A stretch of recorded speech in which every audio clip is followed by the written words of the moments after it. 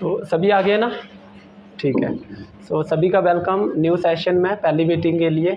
और आज थोड़ी खुशी तो हो रही है क्योंकि पेरेंट्स की स्ट्रेंथ थोड़ी बड़ी हुई दिख रही है। ठीक है।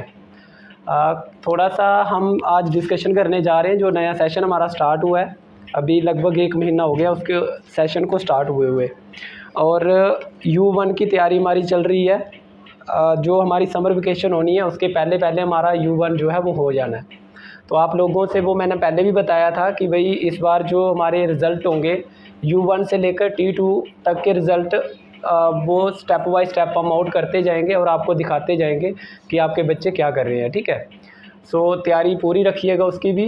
सिलेबस उसके कवर है। अभी हम भी रिवीजन पे आ ही रहे हैं। ठीक है। इस हफ्ते से आपकी रिवीजनें स्टार्ट हो गई हैं और इसमें मैंने आपको बताया था सभी पेरेंट्स को कि आपने एक डायरी मेंटेन करनी है अपने बच्चों के लिए। ठीक है। जो भी अभी हम सिलेबस करवाएंगे ना, जो पेरेंट्स पढ़े लिखे हैं सबसे पहले तो वो थोड़ा हाथ ऊपर कर दो। जो पढ़ सकते हैं अपने बच्चों को जो पढ़ाया हुआ है उनको देख सकते हैं कि भाई ये पढ़ाया हुआ है। सभी लगभग कर ही सकते हो ना ऐसा।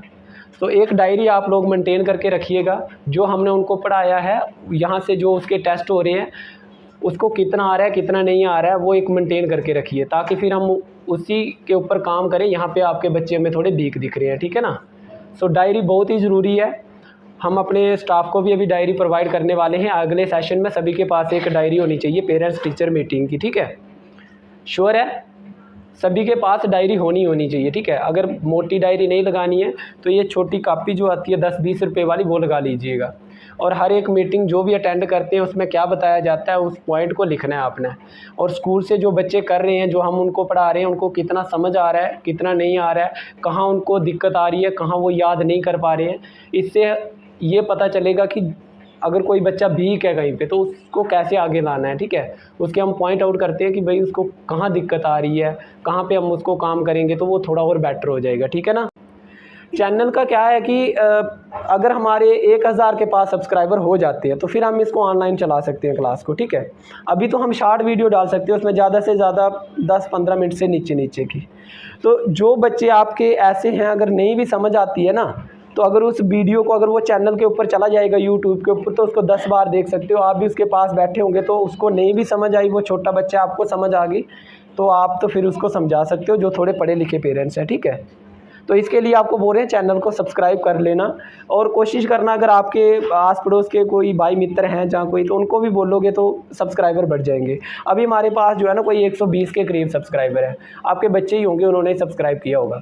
और जब भी आपको उसमें कोई वीडियो डलती है ना, पढ़ाई के रिलेटेड वीडियो डाल रहे हैं अभी, लेकिन शॉर्ट वीडियो डाल रहा हूँ क्योंकि इतनी वो लेंथी चल नहीं सकती। जब आप 1000 के पास पहुंच जाएंगे हमारे सब्सक्राइबर तो फिर 1 घंटे की वीडियो उसमें डल जाएगी। इसका मतलब ये हुआ कि आपकी पूरी की पूरी क्लास उसमें एक क्लास तो डल ही सकती है। ठीक है। तो उसमें ऐसा नहीं है, जिस भी टीचर की वो क्लास रहेगी ना उसमें नर्सरी की भी डाली जाएगी। हर एक का टीचर जो है वो उसमें अपनी क्लास डाल देगा फिर लाइव चलाकर। ठीक है। तो आप उसको खुद भी देख सकते हो, आपके बच्चे भी देख सकते हैं। कहीं पर अगर डाउट होगा तो वहाँ से क्लियर हो सकता है। एक तो ये इसका बेनिफिट है। दूसरा ये है स्कूल की जो भी एक्टिविटीज़ रहेंगी ना उसके ऊपर आपकी भी नज़र रहेगी और आपके जो बाकी भाई मित्र है ना, आपके रिलेटिव है, वो भी इस चीज़ को देखेंगे तो उनको भी लगेगा कि आपके बच्चे कहीं ना कहीं अच्छा पढ़ रहे हैं, उनके साथ क्या एक्टिविटीज़ हो रही हैं, उनके स्कूल वाले उनको क्या करवा रहे हैं। ठीक है। तो ऐसा तो होता ही है। अगर आप किसी स्कूल के बच्चों को देखते हो तो उनको भी लगता है ना यार ये कहाँ पर पढ़ रहे हैं, क्या एक्टिविटीज़ हो रही हैं। तो आपके बच्चे भी अगर वो एक्टिविटी करते हुए दिखेंगे तो यहाँ पर ज़्यादा लोगों तक उनकी ये एक्टिविटीज़ पहुँचेंगी। ठीक है। उसमें आपके बच्चे थोड़ा उनका जो है ये मनोबल बढ़ेगा कि हमें किस प्रकार से लोग देख रहे हैं। हर एक एक्टिविटीज़ उसमें इंक्लूड की जाएगी, सिर्फ पढ़ाई की क्लासेस उसमें नहीं डाली जाएगी। बाकी भी जो है चाहे आपकी वो कल्चर आइटम्स होती है कोई या कुछ भी होता है तो वो भी उसमें वीडियोज़ डाली जाएंगी। तो आप बार बार उसको भी देख सकते हो अगर कोई चाहिए। ठीक है। क्लियर हो गया ये भी। उसके बाद हम क्या करेंगे, जो हमारे अभी सैटरडे का दिन आता है ना, कोई भी सैटरडे का दिन आता है उसमें किसी ना किसी एक कंपटीशन को हम ऑर्गेनाइज करेंगे। उसमें हाफ डे तक आपके बच्चों की जो है वो क्लासें चलेंगी। उसमें 3 सब्जेक्ट होंगे या 2 जितने भी होंगे वो। ठीक है। उसके बाद कोई ना कोई हर सैटरडे को जो है वो एक कंपटीशन होना है।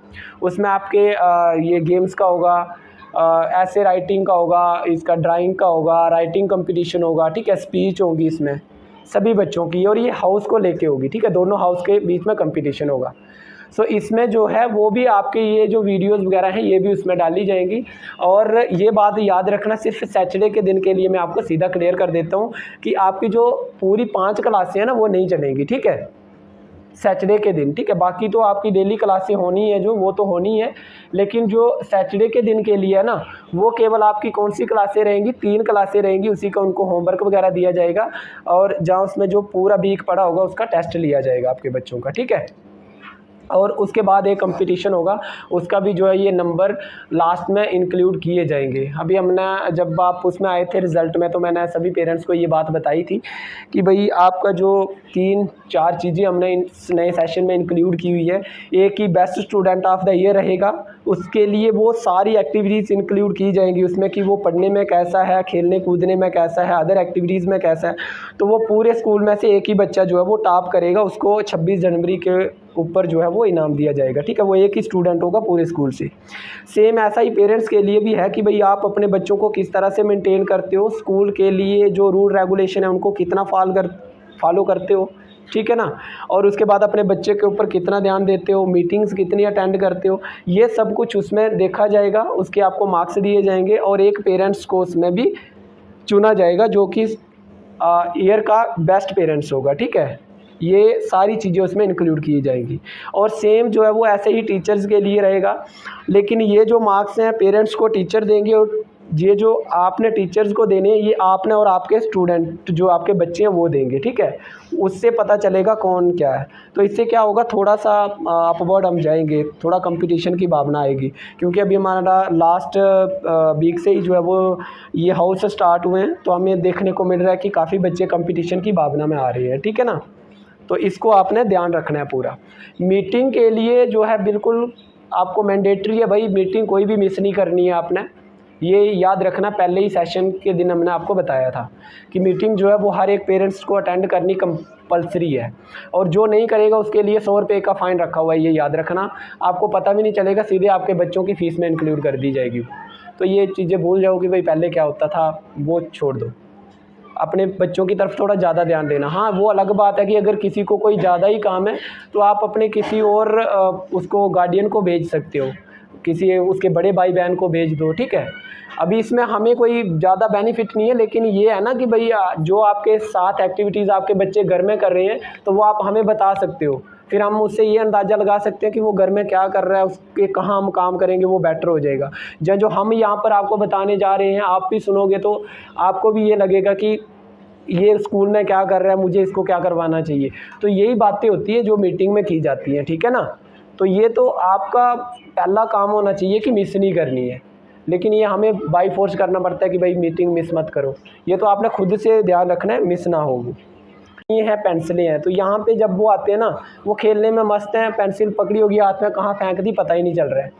और बहुत सारे पेरेंट्स ऐसे हैं जो उनके जहाँ तो बैग में डालते हैं या फिर डालते ही नहीं है। तो ऐसा नहीं करना है आपने। पेंसिल्स, ये 2 बच्चों की यहाँ पेंसिल, रबर और शार्पनर, ये 3 चीज़ें आपने यहाँ पर जमा करवा दो। आप मैडम को नाम लिखवा देना किस बच्चे का आपने जमा करवाया हुआ है। कम से कम 1 हफ़्ता एक पेंसिल चल सकती है बच्चे की, क्योंकि उसको यहाँ पर आपको क्लास वर्क भी करवाना होता है सारे सब्जेक्टों का, तो ज़्यादा से ज़्यादा 1 हफ़्ता चलेगी। तो आप कोशिश कीजिएगा कि 1 हफ़्ते में एक पेंसिल उसकी यहाँ पे दे दो। रेज़र जो है ये 1 महीना लगभग चल जाएगा मेरे को लग रहा है ना। तो 1 महीने में एक रेज़र आपने यहाँ पे दे देना, इधर ही रखेंगे उसको।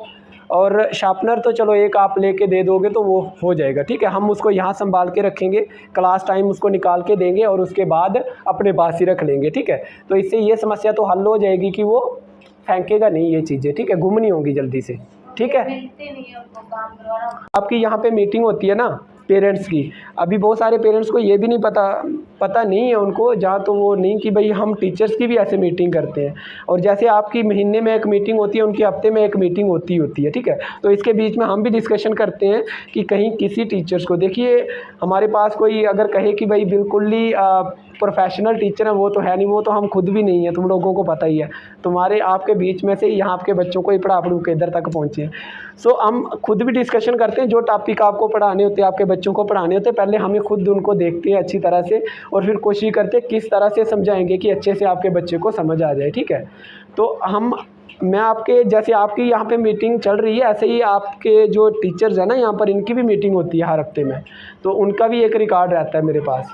उनको भी अगर कहीं पर वो नहीं समझ आ रही है तो हम उनके साथ बैठ के उनको समझाते हैं, ये बातचीत चलती है हमारी, ठीक है ना। तो इसमें कोई